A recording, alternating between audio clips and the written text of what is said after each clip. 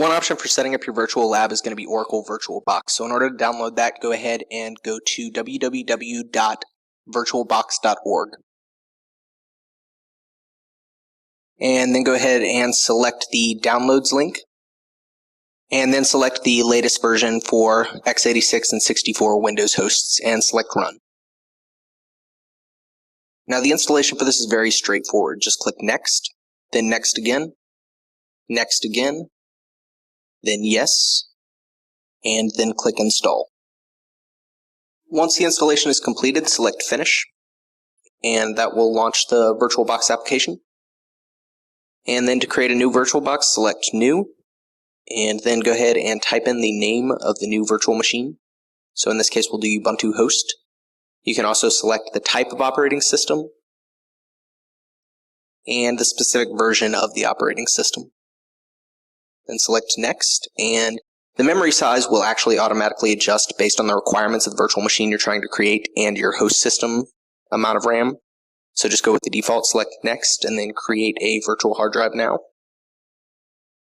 And then select the hard drive type. We can go ahead and go with the default of VDI.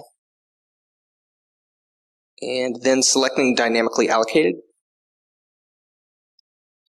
And that'll automatically adjust the size of the hard drive up to the limit that you specify here. And then go ahead and select Create Hard Drive Now. And there you have your virtual machine. One of the advantages of Oracle VirtualBox over VMware is that you can manage as many virtual machines from this interface as you'd like. Now to start setting up this virtual machine, we'll go ahead and select Settings. And then a bunch of different options here.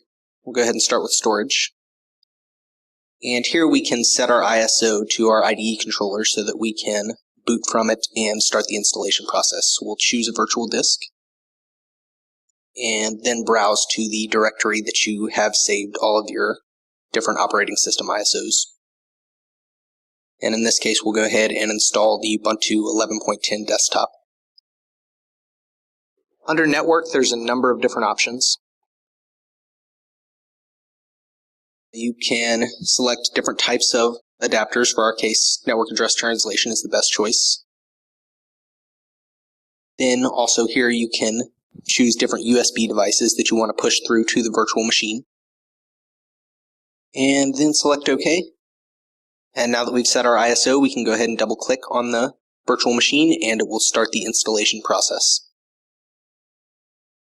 So that is how to install Oracle VirtualBox as one option for setting up your virtual penetration testing lab.